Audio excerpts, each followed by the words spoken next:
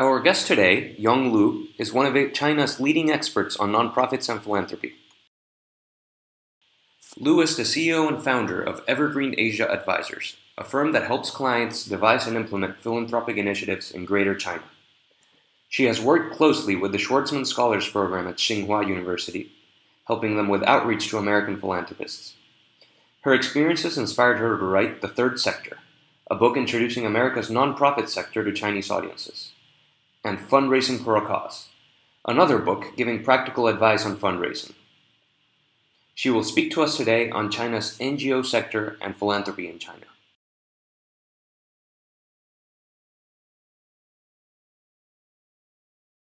Say 15 years ago, there virtually nothing existed in China. And at that time, everything was done by the government system. And maybe 5-6 years ago, if we just look at the numbers, we see there are a growing number of NGOs, but mostly of them are still government supported, and then we call Gango type of NGOs. But in recent years, we see lots of grassroots private NGOs. They are growing in China, and they are trying to be independent, and they're trying to professionalize its practices. And at the same time, we saw those traditional government charities, they also began to realize that they needed to do some reforms and also to build their credibility among the public.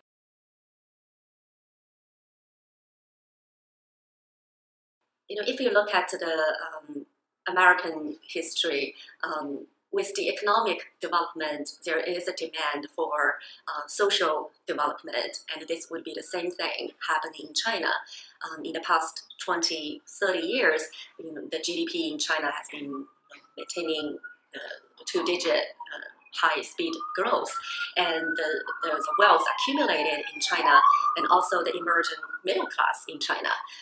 We see this accumulated wealth. It's just like in America more than 100 years ago. You'll see this vast accumulation of the wealth, and this motivated people to have a desire to give, and also motivate people to have a desire to participate in social services and participate in this social progress. I think that this is a very natural outcome of economic development in China. And at the same time, when people, when they have challenges in doing philanthropy in China, they often argue that, private philanthropy is an American thing. It's American culture. It cannot develop in China. I disagree with that. If you look at the Chinese history, thousands of years ago, people began to have individual charitable behaviors. And if you look at the Chinese Buddhism culture or the Confucianism, they both greatly encourage benevolence. So this is a culture also deeply rooted in every Chinese heart, and it's a universal demand to contribute to the society and to give back to the society. I think it's really a part of the human nature, and it's universal. In the past, because of historical and political reasons, in China we have these big states, but a very small society. People rely everything on the government. But right now, with the economic development and the accumulation of wealth, people have this desire and awareness to give. And for the government parts as well, they realize the benefits of having the private sector to participate in the social services, because they also realize government can't just do everything for everyone. China is such a huge country. They realize the benefits of that, and to some degree, the government also encouraged the development of private social organizations. It's also good for economic development eventually.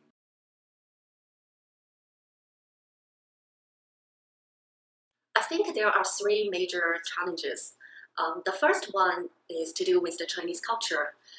Chinese people, they tend to trust their family members and members from the same neighborhood much more than strangers.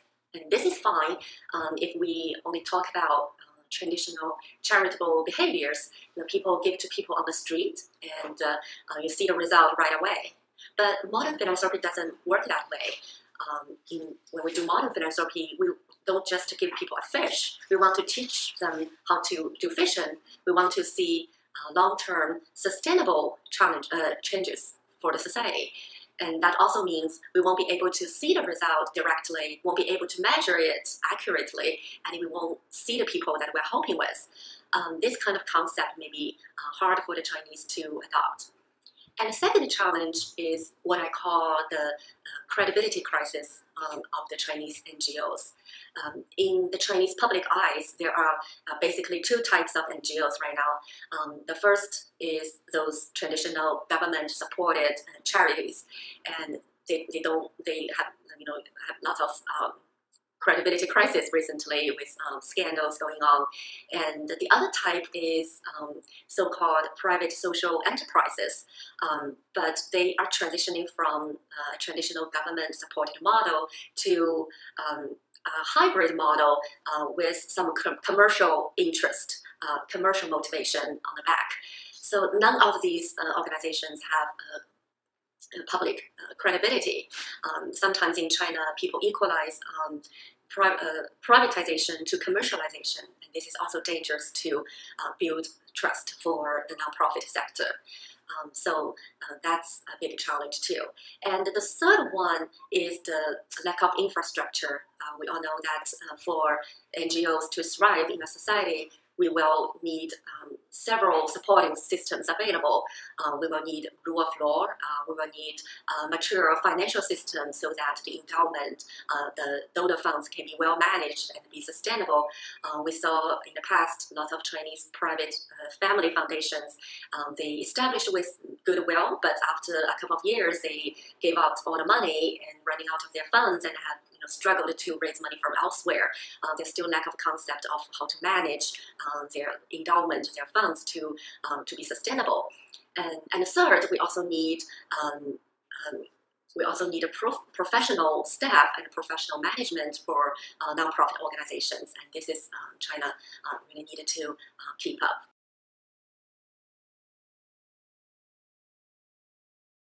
Yeah, if we look at the data of Chinese philanthropy, we can see two interesting comparisons.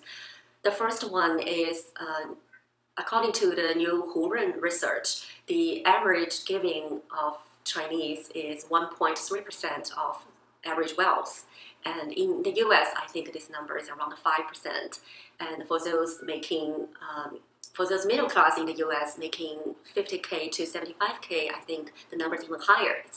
So obviously there is much room for China to develop philanthropy here. And secondly, if you look at how the money goes, how the philanthropic dollars goes in the society. In the US, the number one is religion, and the number two is education, and the second, I think, is human services and healthcare. But in China, the number one is poverty. The number one is disaster relief, and the number two is hometown building, like building infrastructure for donors' hometowns.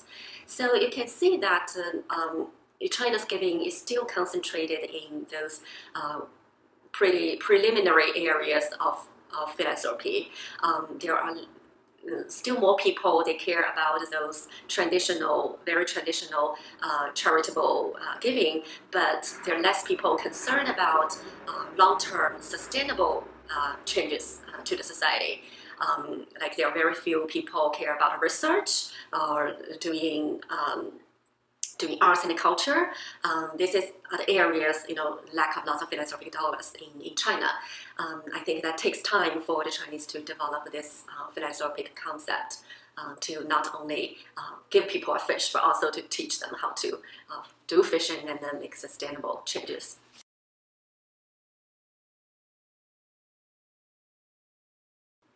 I think in China recently there's one thing they're really I think more can say advanced than in the US, is that they are extremely active with those social media to do fundraising and to mobilize people's interest in philanthropy. This could be far impactful than we can feel here in the States. They do lots of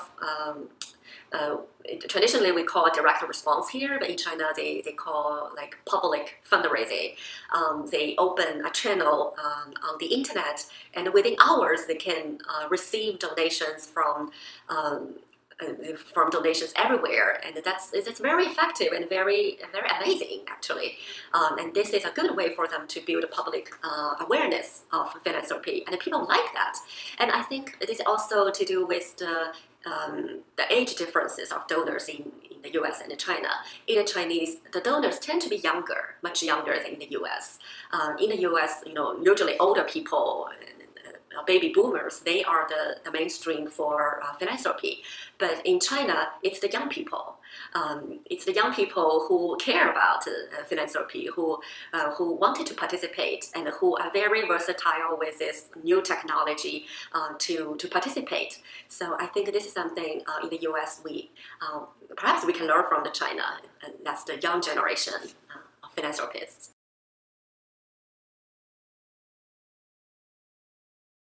Recently, within the Chinese government political system, there are many different voices.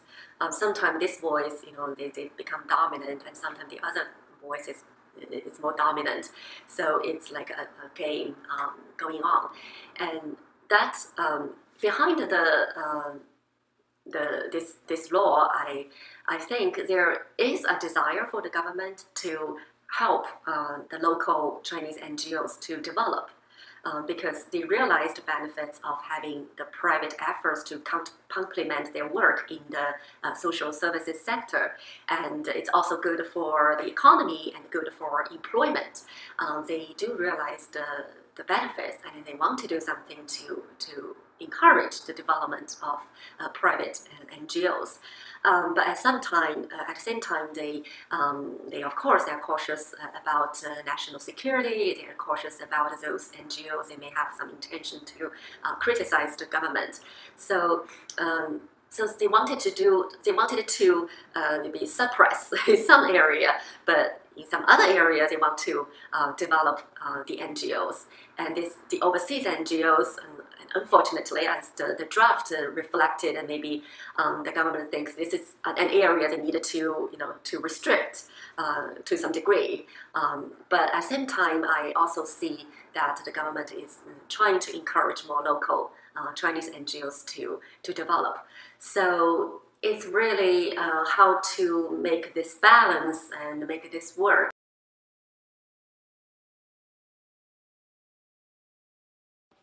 I think for the Chinese philanthropy to develop, it's really every individual, they have a good role to play.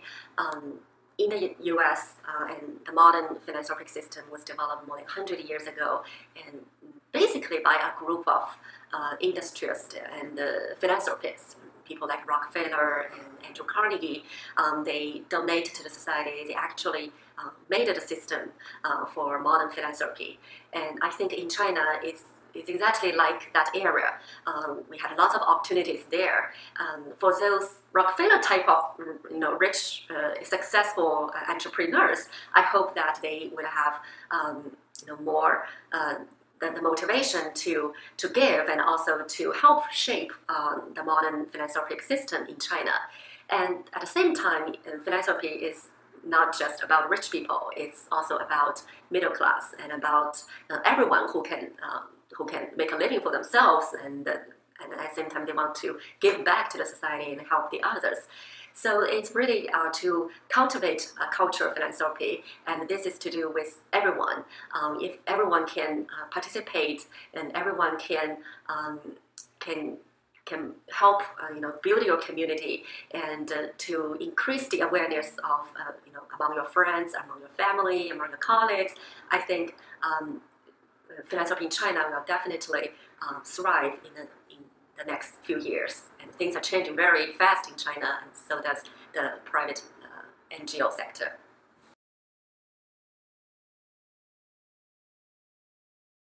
Yeah, thank you very much for Philanthropy in Motion for this great opportunity to share my thoughts with audience in Hong Kong and the mainland young Chinese. It's a great cause that you are doing to cultivate a culture of philanthropy in China. We need more and more philanthropists in China. We need people like Rockefeller, and we need people, just regular people who would like to contribute and give back to the society. We also need more professionals to be able to work for the nonprofit sector, and let's all work together to try to make China a better place.